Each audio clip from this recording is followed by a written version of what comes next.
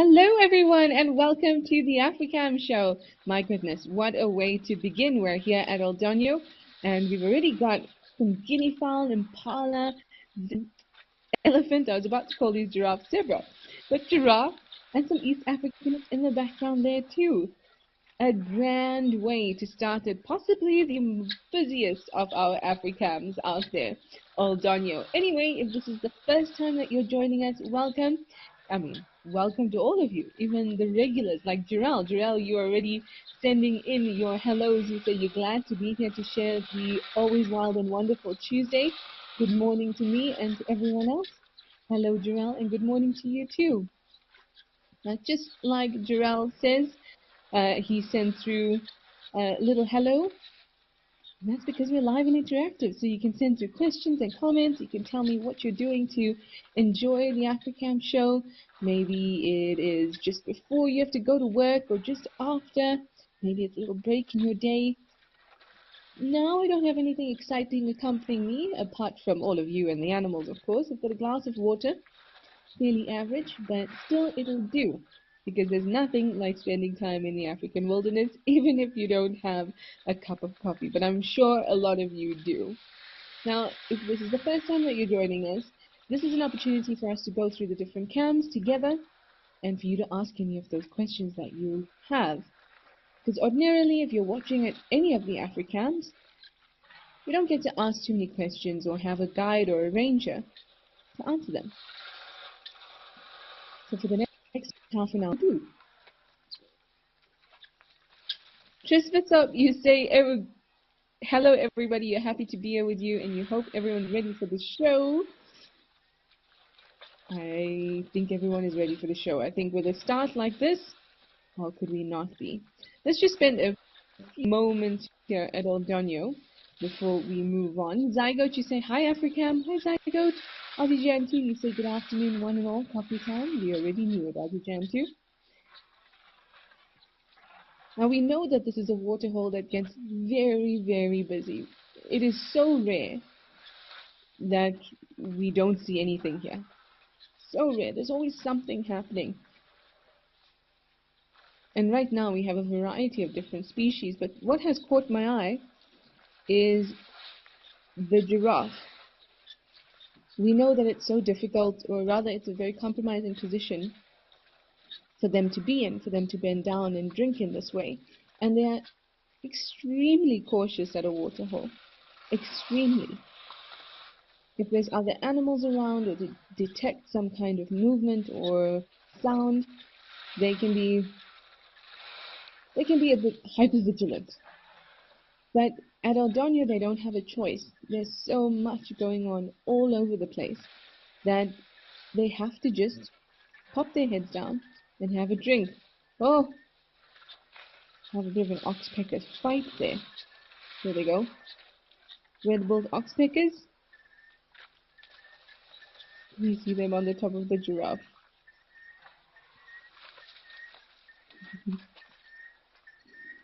Jan Powers, you say hi everyone. Kauru, you say hi to Shala.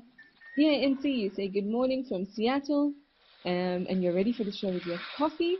Nice to hear it. Rolling Trouble, you say hello all from Washington. All of the usual names. Love it. Jan Powers, you say beautiful scene. Oh, to be there in person. Right? There's just so much going on here. And I'm really enjoying the effort or the tenacity of these giraffes. There's basically chaos around them. Well, their version of chaos. I always think that they're the animals that are most nervous, or it's as if they've got social anxiety. They're always staring, don't really want to join others, and if they do join each other, they just kind of, stand next to each other.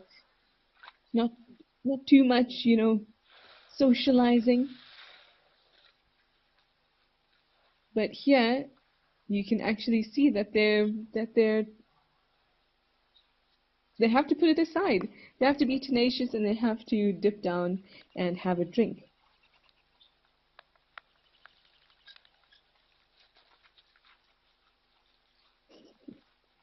Looks like we just, or a little earlier, I think we saw a Thompson's gazelle go past as well.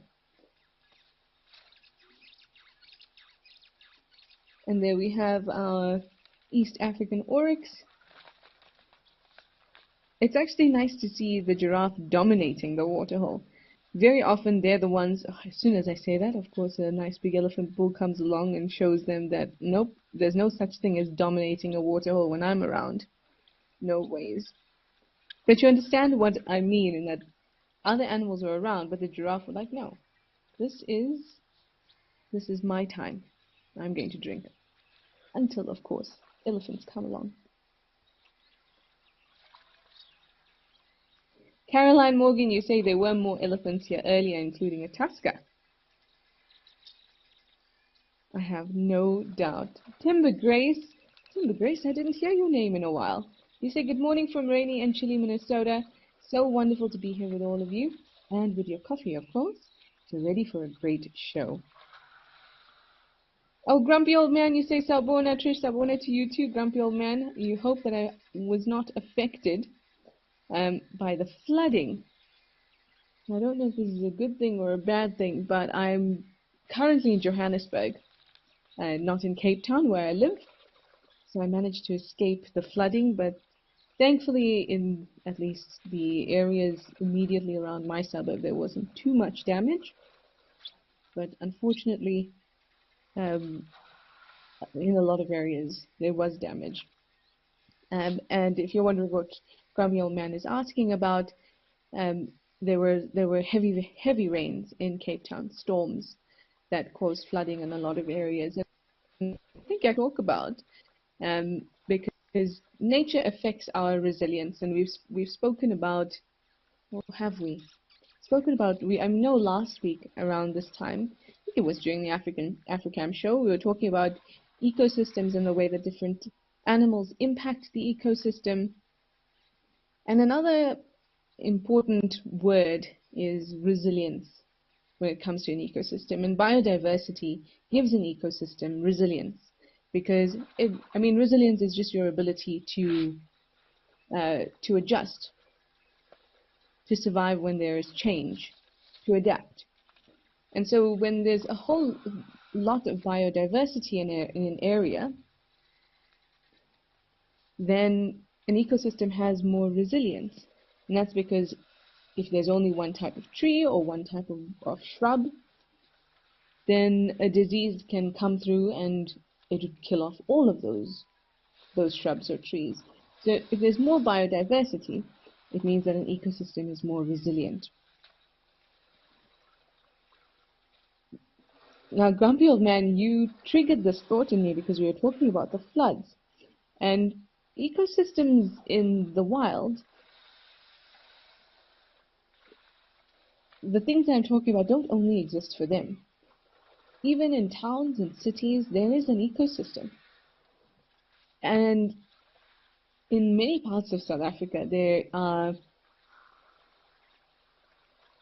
things can be very disproportionate. There are very wealthy areas and very poor areas, and they're often right next to each other.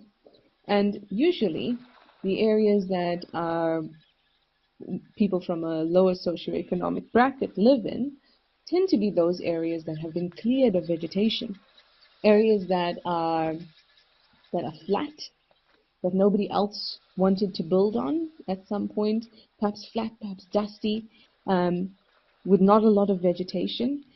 And those things reduce the resilience of those areas. And so when the floods came through, as you were asking, what ended up happening is that those flat areas with bad drainage, with very little stability in their soil because of the little vegetation around, those areas got really hard hit. They took the brunt of the flooding. And those areas are also the areas nobody else wanted to build on, and so it becomes the areas that a lot of the poorer people stay in. It's just an interesting thought or an interesting thing to discuss rather. Because when we talk about the resilience of an ecosystem linked to biodiversity, there's also the resilience of our own lives linked to how much biodiversity there is around us. Sorry, grumpy old man, you really sent me on a little thought there. But back to Kaurus, you said the impala looked so small next to both the giraffes and the elephants. Yep, I think it's moved off now. But yeah, they are. About 50 kgs for an impala ram, maybe a little bit more. But they're not very large animals. Ada, Iowa, in 1999, you say hi from Ada in Iowa, USA.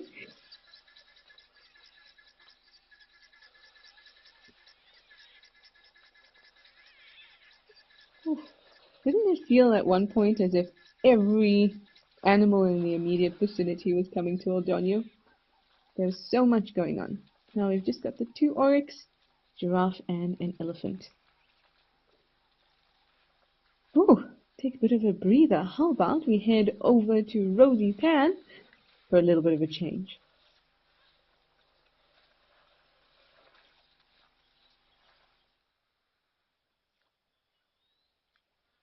Oh, lovely! We have an elephant having a little drink at Rosie's.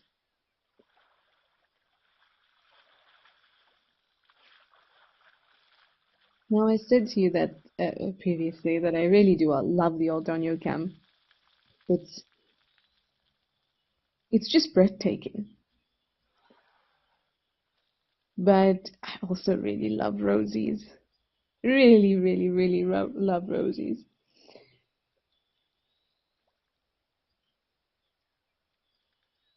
Things are looking quite dry still, but soon that'll all change. The first rains are imminent. They won't fall heavily at this time, but they'll get a little bit of splashes here and there.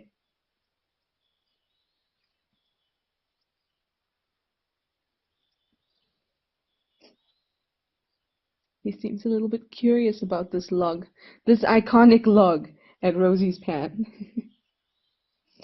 Carolyn Morgan, you had a quick question about the oryx. You said that you saw an oryx next to an eland recently, and you were surprised at the size difference there, because you tend to think of oryx as big. You do tend to think it's as big, but eland is the largest antelope in the world. And I mean, really, an East African oryx only weighs about 80 kgs. An eland, common eland, weighs about 900 kgs. And a great eland weighs about 1,200 kgs. So there's a massive, massive size difference. But it doesn't hit you until you see them next to each other.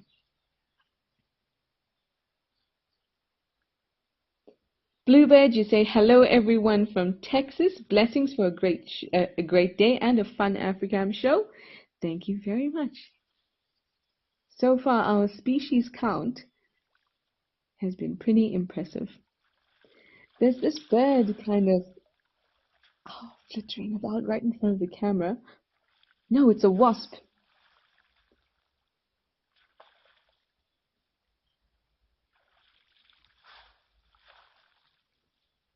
I wonder if you can see it. It looks like a wasp.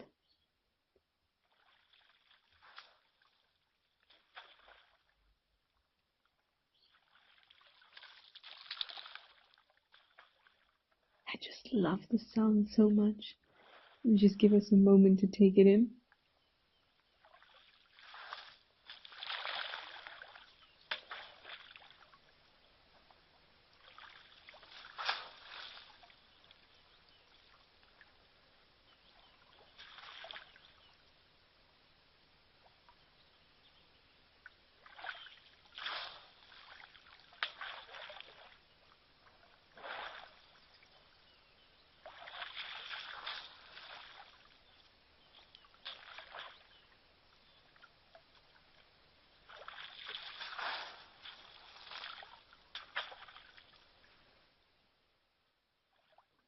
I don't think there are any other sounds in the bush comparable to that of an elephant throwing water on itself. And it's not just the sound of the water, but the weight of the mud, or even water that has a little bit of sediment in it,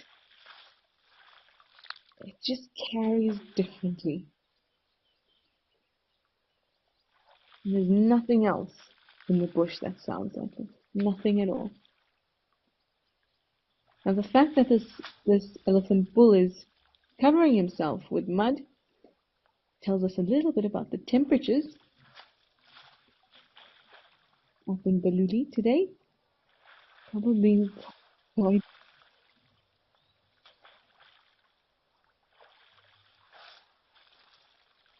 But this mud will act to cool the elephant. It will also act a little bit like an insect repellent in a physical way because the mud will dry on the elephant, and so insects won't be able to get onto, or arachnids, onto its skin.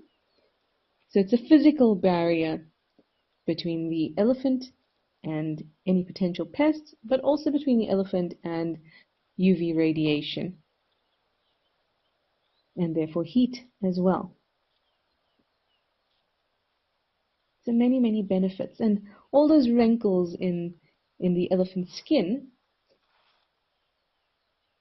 when it throws water on itself, it kind of all sticks there. I mean, much like if you've ever, had to clean a baby, and you often have to clean between little folds.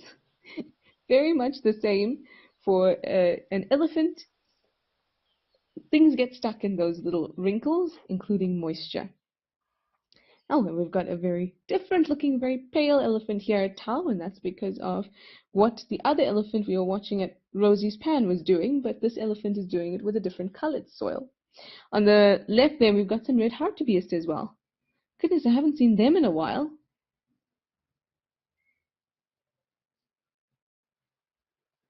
Oh, that's lovely. You just had a few questions about Rosie's, and while we watch this elephant and these red hartebeest at Tau, I'll give it a quick shot. Jarell, you say you keep visiting Rosie's pan because you keep hoping Monty might come back to his favorite tree. We're all hoping that Monty Python will make an appearance very soon. Rolling Trouble, you also say you miss Monty. Yes, I know. I love Monty the Python. I know, I can't help myself. Sometimes I say Monty Python and then I laugh, so I say Monty the Python. But anyway, we are all looking forward to his return. Hopefully he will, because the temperatures are definitely starting to warm up, and most of all, moisture is starting to return into the air in those drier regions of South Africa. Tittle Pro, you also want to know if Rosie's pan is a water hole that is fed by a water line or a pipe.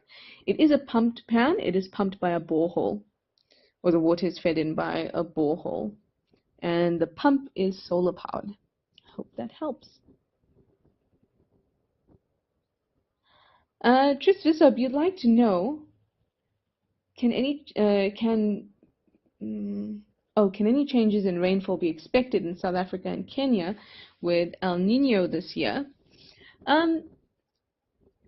Not as far as we know. I mean, honestly, La Nina and El Nino have become different over the years. And I remember when I first started my studies. I feel old, but like over 10 years ago. No, it's not that old. But yeah, actually, when I first started looking at environmental science studies in general, that was about 15 years ago. And then I remember learning about El Nino and La Nina and how defined it was, these cycles, climatic cycles. But over the years, especially over the last 5 or 6 years, those cycles have not been very well defined. And so it's difficult to we will actually see any changes in rainfall in South Africa or Kenya. But I guess we'll just have to pay attention. As far as I can remember, or I can't remember coming across anything recently.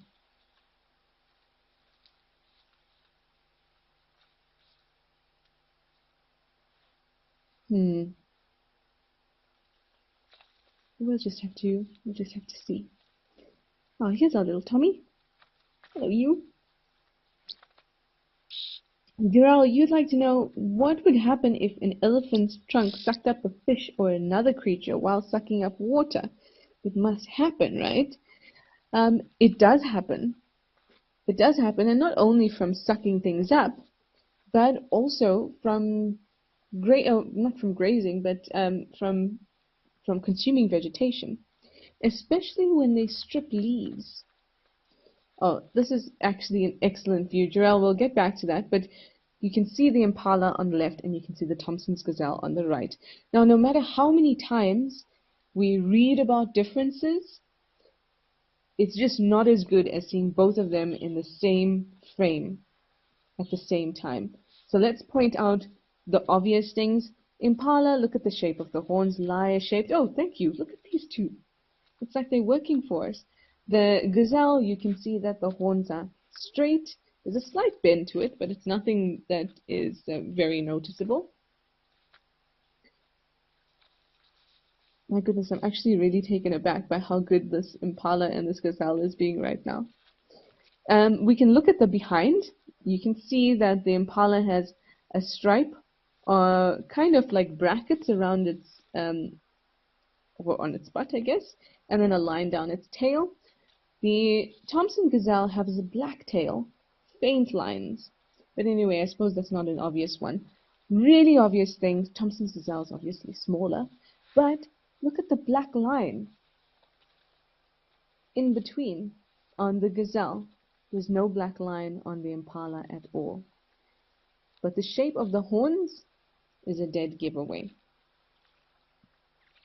Very different. But if you're not paying attention to the antelope, then you might not, or if you see them separately, you might not see these features very clearly. But there we go. Two things that we saw right there. You had both in frame. The horns are different. Lyre-shaped horns, bent horns with the impala, straight horns here with the gazelle. And then on the impala's flanks, it's all pretty much different shades of brown, whereas with the Thompson's gazelle, there's that black stripe on the flanks there, and a fully black tail.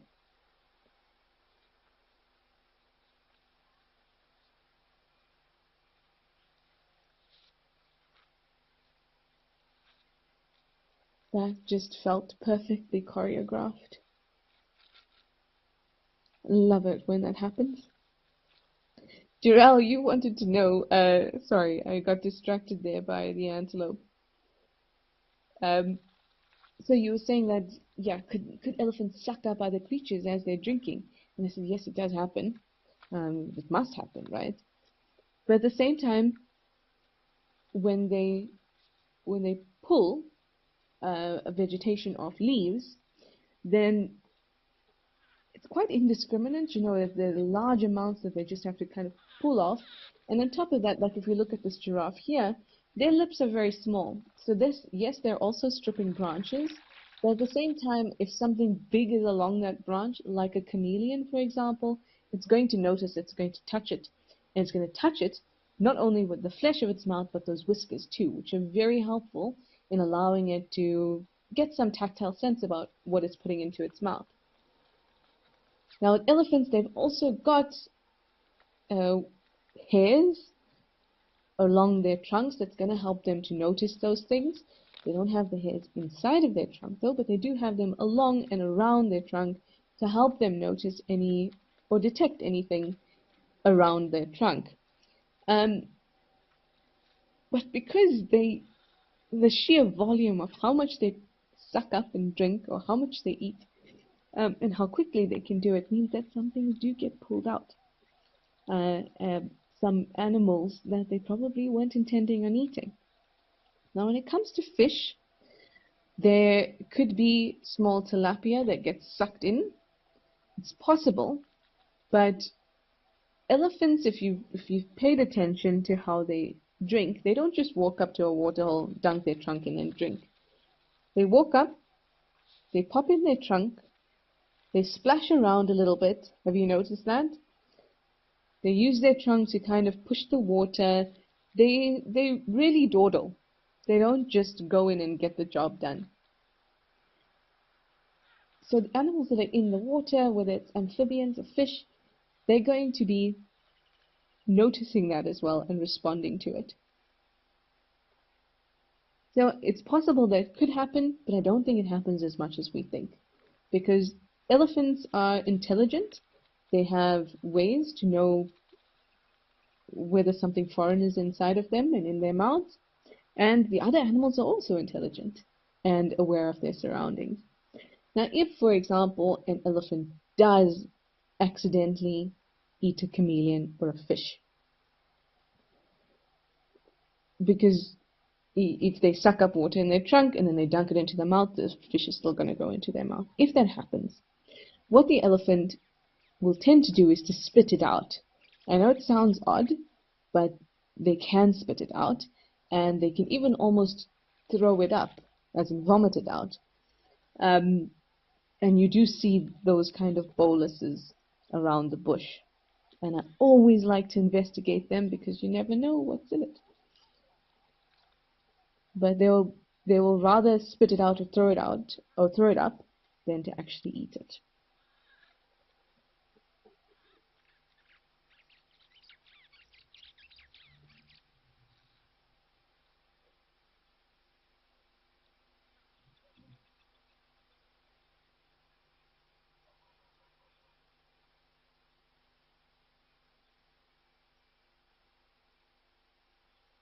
Oh, Amber Co, you made it! You made it! You say you forgot it was Tuesday. You know what happened? It's okay.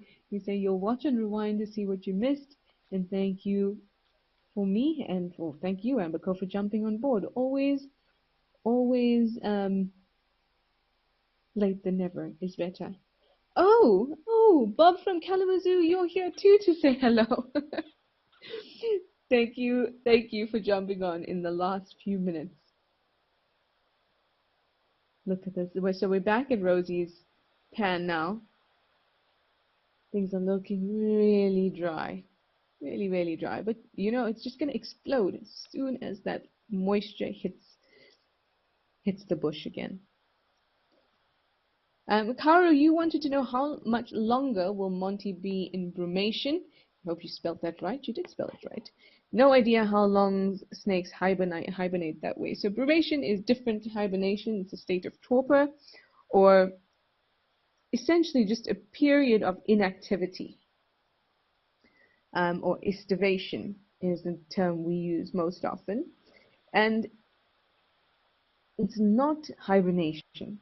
So an animal is not in any way, there's lower activity. An animal will still respond. I mean, even in full-blown hibernation, animals can still respond. They're not asleep for 3 months. So anytime during the winter, for example, if say there was a massive shift in El Nino, as Tris Vissoff was saying, and it did affect us, and we had a huge amount of rains in the winter when we normally everything to be dry, then Monty the Python wouldn't have gone into any state of estivation, because estivation is related to the amount of moisture and in the environment, and also temperature. So if the resources were available, Monty would not have gone into estivation. So it's not really a matter of time. We can't say the temperature needs to be this hot for him to come out. It's just a matter of knowing when the rivers are right. And even though temperatures are quite high at the moment, I suspect we're going to have to wait for Baluli to get its first rains before Monty makes an appearance again. But it could be any day now. Any day now. Other areas up in the low veld have started to get a little bit of rain. And we know that the temperatures are high, so it's only a matter of time. When it comes to brumation, to estivation, to states of torpor, it's all about resource availability, conserving energy. In the winter, it might be much more difficult to hunt, so it's better to be in an inactive state to conserve energy. And remember, if you're a reptile, there's Monty's tree. If you're a reptile, things are a little more difficult because you can't regulate your own body temperature. So lots of things to consider, and it's definitely not, a straightforward kind of metabolic response. But at the end of it all, we really hope that Monty comes back soon, and I feel that he will. Anyway, on that positive note, I am very glad to have spent this time with all of you. Thank you for your questions and your comments. Can't wait to see Monty make another appearance and have the rain come through and let the bush explode. So much to look forward to in the next few months. But for now, it's time to say goodbye.